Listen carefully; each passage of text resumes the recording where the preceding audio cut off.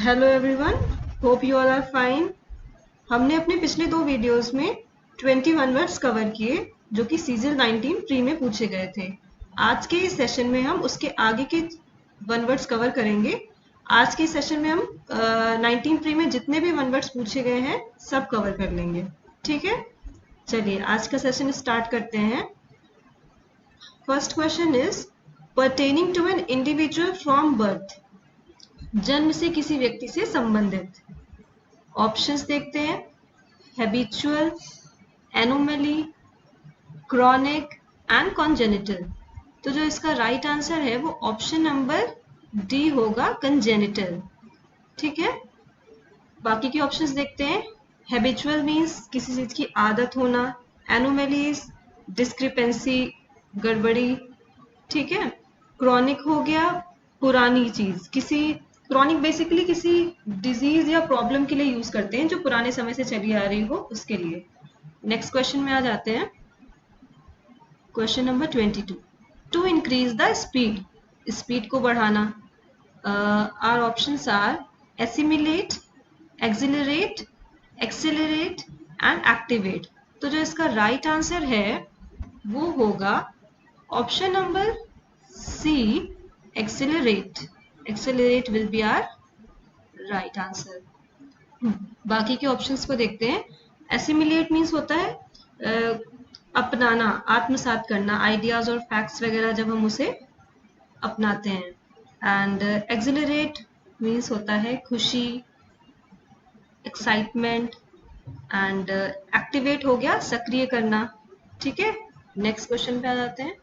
Question number 23। A person who attracts attention with a flashy style।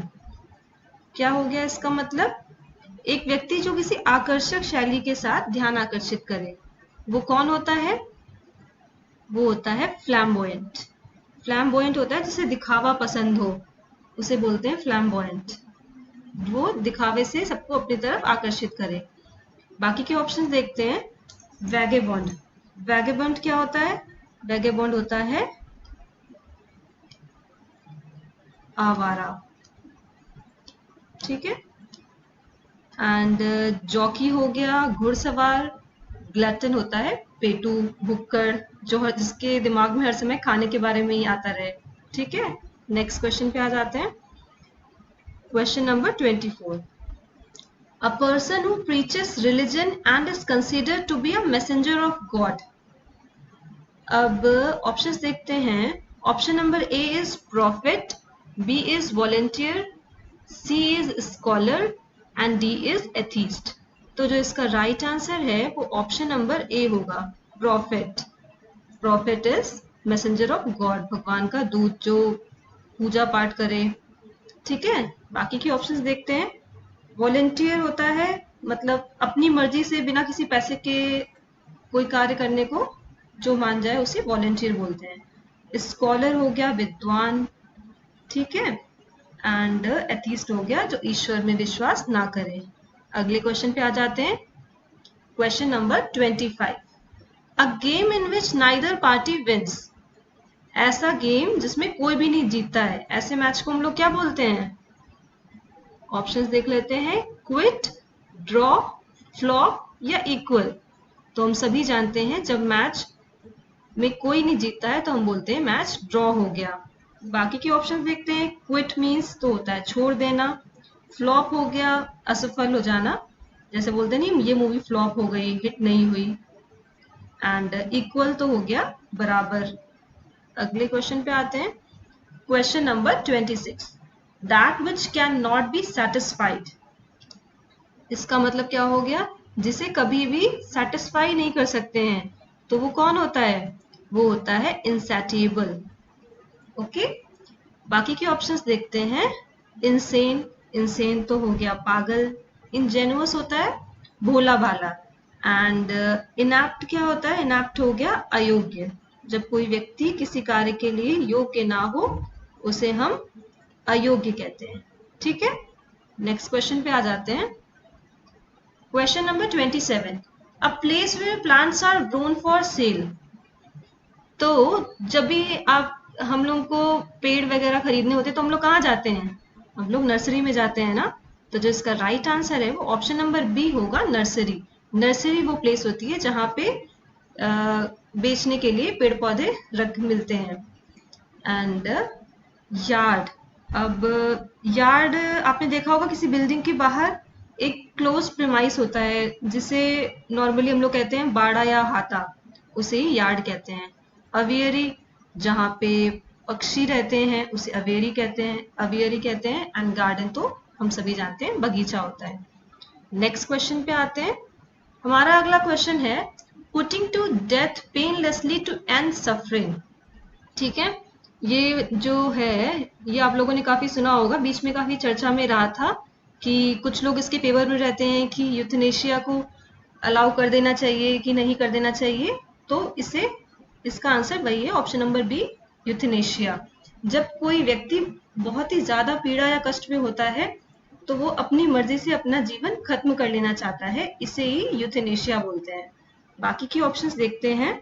Blaspheme, blaspheme हो गया ईश्वर की निंदा करना। जीनोसाइडस, नरसंहार। एंड एल्ट्रुइज्म, परोपकारी व्यक्ति। अगले क्वेश्चन पे आते हैं, question number 29, to rise in volume. Options देख लेते हैं। Options are enlarge, depreciate, appreciate and extend. अब देखिए, एनलार्ज, एप्रिशिएट एंड एक्सटेंड, ये तो कुछ बढ़ने वाले ऑप्शंस लग रहे हैं। डेप्रिशिएट तो बिल्कुल ही गलत हो गया एकदम से, क्योंकि डेप्रिशिएट मीन्स होता है कम होना। अब बाकी की ऑप्शंस देखते हैं। तो राइज इन वॉल्यूम, तो जो एप्रिशिएट होता है वो होता है जब कोई चीज वॉल्यूम में राइज करती है, तो उसके लिए जो वर्ड यूज करते हैं उसे एप्रिशिएट कहते हैं, बढ़ना। एनलार्ज हो गया साइज में बड़ा होना। एंड एक्सटेंड हो गया लेंथ या टाइम में बड़ा होना। ठीक है, नेक्स्ट क्वेश्चन में आ जाते हैं। Question number 30, to brighten up with lights. Our options are illuminate, elucidate, infuriate and illustrate. तो जो इसका राइट आंसर है वो ऑप्शन नंबर ए होगा, इल्यूमिनेट, मीन्स लाइट से ब्राइटन कर देना। एंड इल्यूसिडेट क्या होता है, स्पष्ट रूप से अपनी बात को रखना, दैट इज इल्यूसिडेट, क्लैरिफाई कर देना।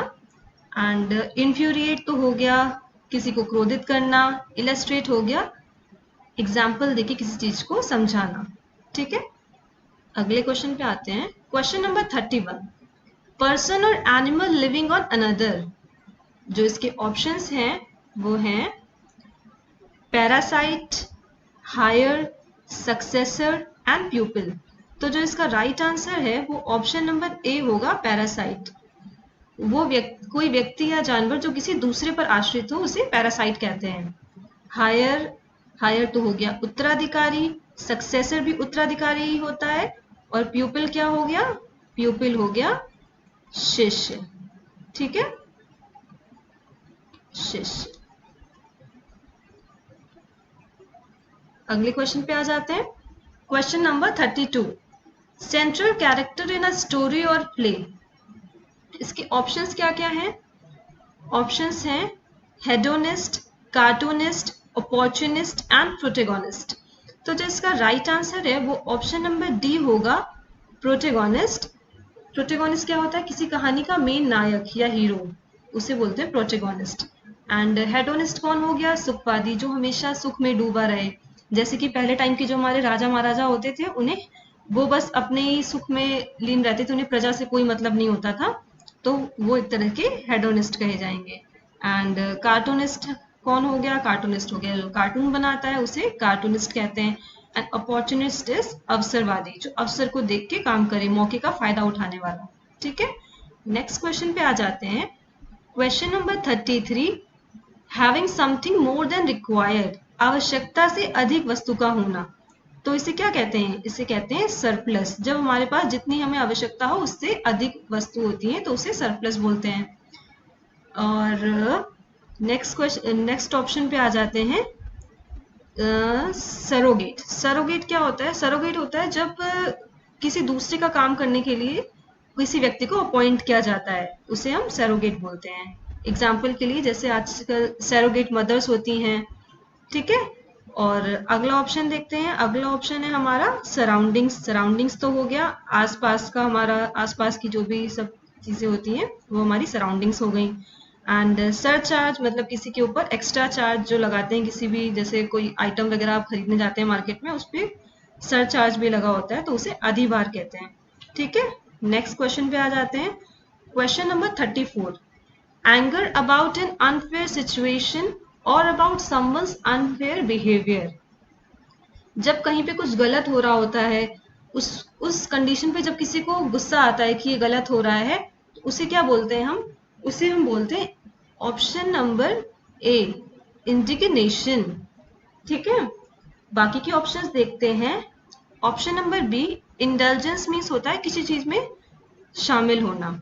ठीक है, एंड इंडक्शन हो गया, जब भी कोई नया काम शुरू होता है तो उस प्रोसेस को इंडक्शन बोलते हैं। एंड इंडिजिनाइजेशन हो गया, किसी चीज को अपने कंट्रोल में लाना, जैसे स्वदेशीकरण। ठीक है, अगले क्वेश्चन पे आ जाते हैं। Our next question is a building where grain is kept और स्टोर्ड। वो बिल्डिंग जहां पे अनाज को स्टोर किया जाता है। ऑप्शंस देख लेते हैं। Option number A great, B grand stand, C greenery and D granary. तो जो इसका राइट आंसर है वो ऑप्शन नंबर डी होगा, ग्रेनरी। बाकी के ऑप्शंस को देख लेते हैं। ग्रेट मीन्स होता है छोटे छोटे पीसों में कट कर देना, जैसे कहते हैं नहीं चीज को ग्रेट करना या।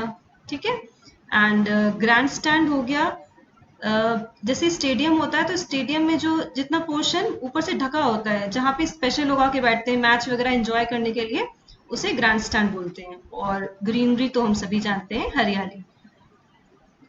Next question and last question of today's session is working very hard and very carefully.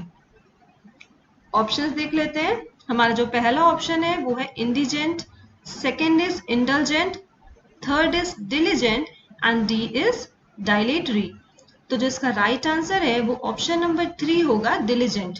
Diligent वो व्यक्ति होता है जो बहुत ही हार्ड वर्किंग होता है, बहुत ही मेहनती व्यक्ति। बाकी के ऑप्शंस देखते हैं। इंडिजेंट मीन्स क्या होता है? इंडिजेंट हो गया गरीब दरिद्र व्यक्ति, वो होता है इंडिजेंट। एंड इंडल्जेंट क्या होता है? इंडल्जेंट हो गया वही किसी चीज में लिप्त होना, उसे इंडल्जेंट बोलते हैं। एंड डायलेटरी हो गया जब किसी चीज में डिले होती है या कोई काम धीरे होता है, उसे डायलेटरी बोलते हैं। तो इस तरह से हम लोगों ने अपने ये सीरीज खत्म की वन वर्ड सब्स्टिट्यूशन की। इसमें मैंने आपको सीजन 19 प्री में जितने भी वन वर्ड्स आए थे वो सारे कवर किए हैं। इसके बाद अब नेक्स्ट सेशन में मैं इडियम्स एंड फ्रेजेस लेके आऊंगी। उसमें मैं अपने सारे सीजन 19 प्री में जितने भी इडियम्स पूछे गए हैं वो कवर कर लेंगे हम लोग। तो आज का सेशन तो यहीं से खत्म होता है। आई होप आपने सेशन एंजॉय किया होगा, आपको सब अच्छे से समझ में आया होगा। कोई डाउट हो तो जरूर बताइएगा। आज का सेशन यहीं से खत्म करते हैं।